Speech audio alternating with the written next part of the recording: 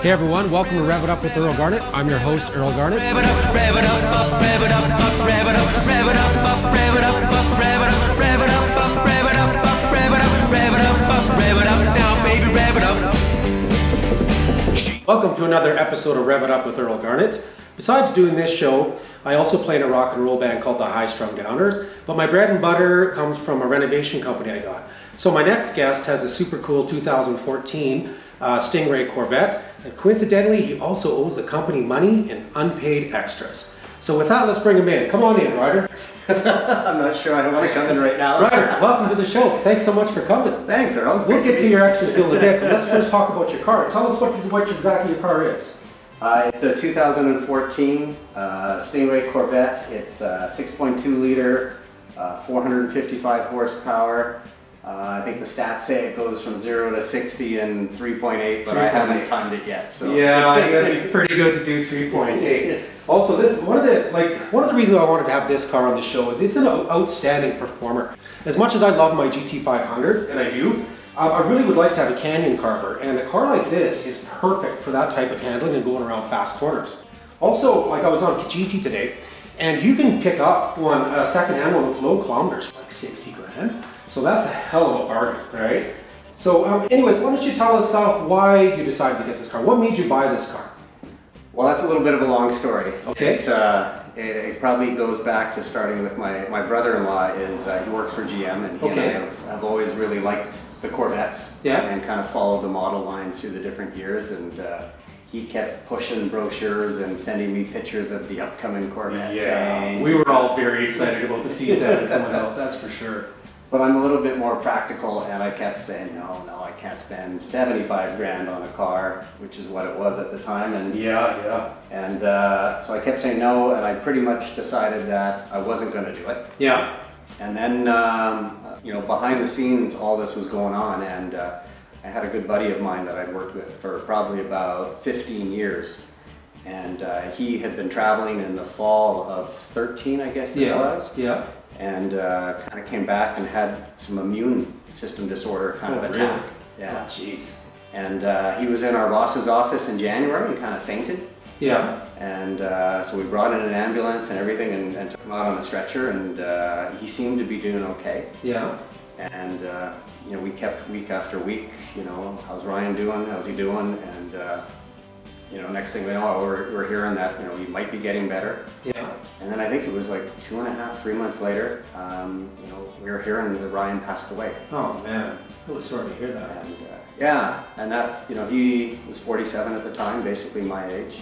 Oh jeez. And that's where I kind of, you know, had a little bit of I just sort of sitting back and you kind of ponder and think through life. You only go through once. You only go through once. Yeah. And we went, you know, a group of us all went to the funeral on Friday, and I think it was that Saturday I was sitting back and going, what am I doing? What am I sitting on? On things? And I called up Ray and I said, Ray, I'm going to get the Corvette. Really? Wow. So it was kind of one of those things that, Yeah, so that kind of pushed you over the edge, decided, you know what, you only go around once, get something, enjoy it while you can. Absolutely. It's not all about banking and saving your money and being responsible, right? I mean, you owe it to your heart and soul to go out and have fun and enjoy things, no matter what that is. Golfing, vacations, whatever. For us guys, it's cars. Yeah, that's exactly it. So was there any other car you considered, Ryder, other than a Corvette, or was it just a Corvette and that was that? You know, I'm really not much of a big sports car guy, but I've always kind of looked at the Corvettes growing up. I liked the kind of the late 60s, mid 60s kind of Corvettes. Curved back ends. And yeah, totally. So I kind of always liked that, and that was really the one that I was drawn to. I do like the look of the Audi R8s. Oh yeah, I think they're a pretty slick car. Pretty expensive too. About double the price. Yeah, at least double the price. Yeah, they're big bucks. One of the things that I liked about the styling of this is it almost kind of had a bit of a European back end. It sure does. Yeah. Kind of woven into it, kind of changed the look of it, and that's probably why you know.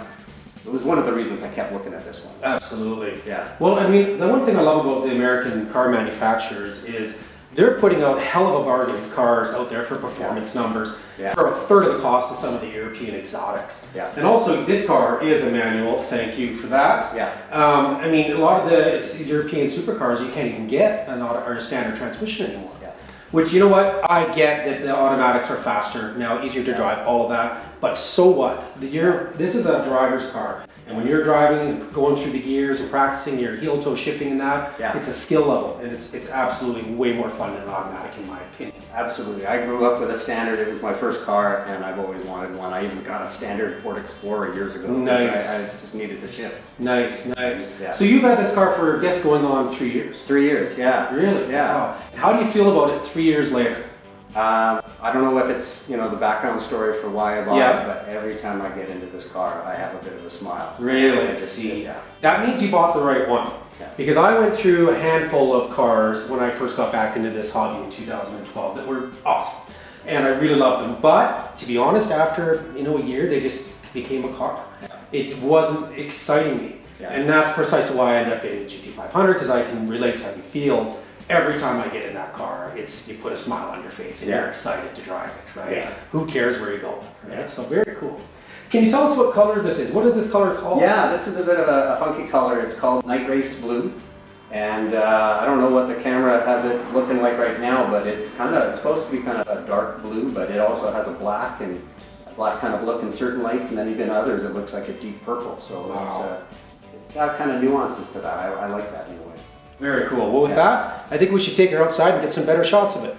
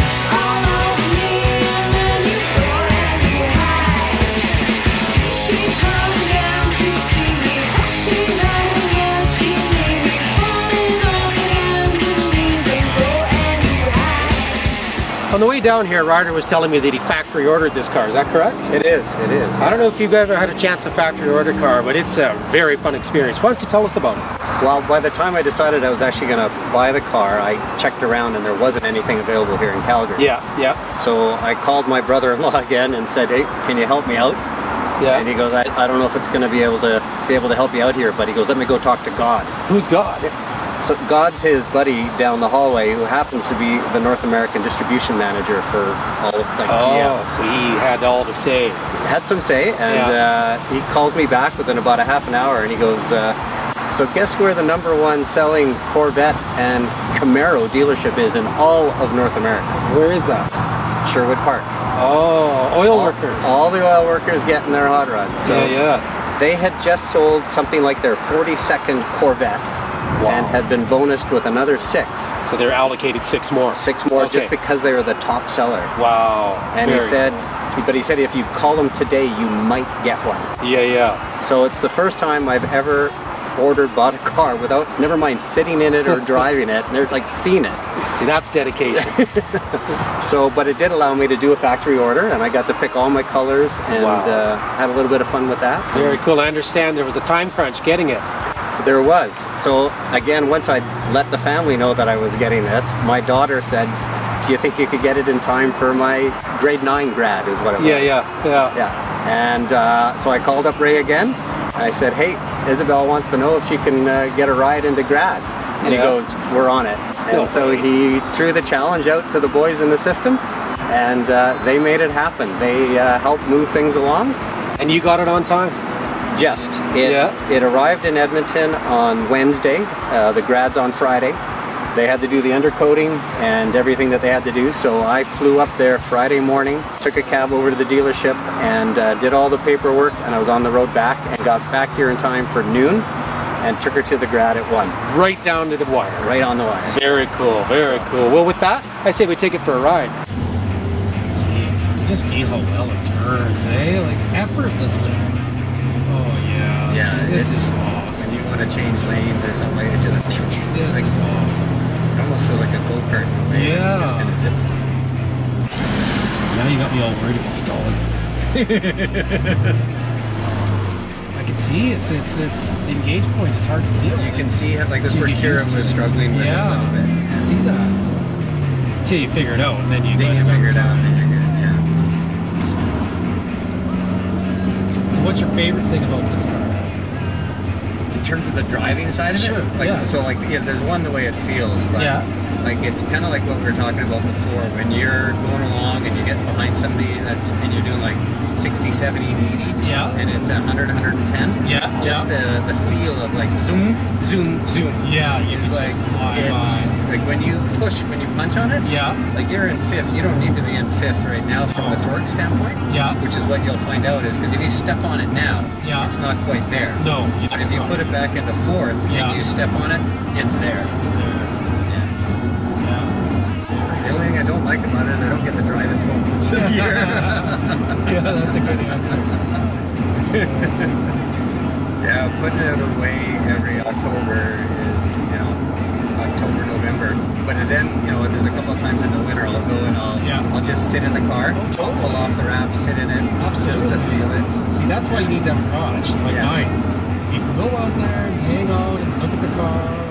And, I spend a lot of time just doing precisely that. I really like how everything is absolutely for the driver. You know what I mean? All the console, everything here is facing you. So everything on this side of the car is yours and not the passenger's. I like that. And what's striking me the most is how well it handles. Like it's just, the turning is just incredible. It's so easy. Well, you have much more of a relative experience. Like I haven't driven a lot of other sports cars. Yeah, that's right. Yeah.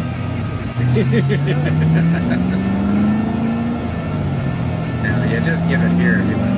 This is cool. It's just right there. Yeah, it pulls good.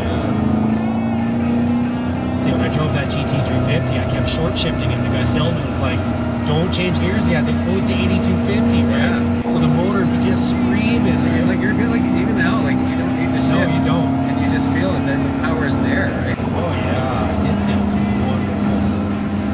Yes, I would love this car. Love this. In addition.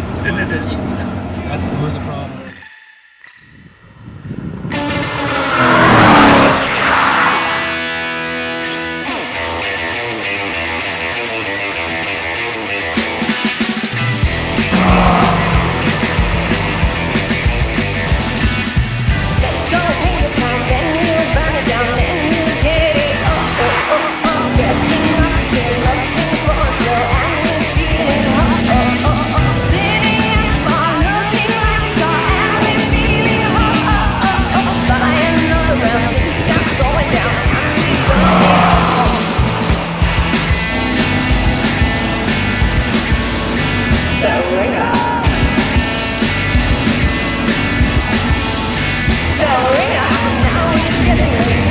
Hey everyone, thank you so much for watching. Don't forget to hit that subscribe button and stay tuned for the next episode of Rev It Up with Earl Garnet. Well, thank you so much, Ryder, for being on Rev It Up today with Earl Garnet. Hey, that was a pleasure to have this car in my garage. Now listen, Ryder, I think you can clear up those extras. Extras? Here's your extra. She wants me close on the tuck and roll in the moonlight.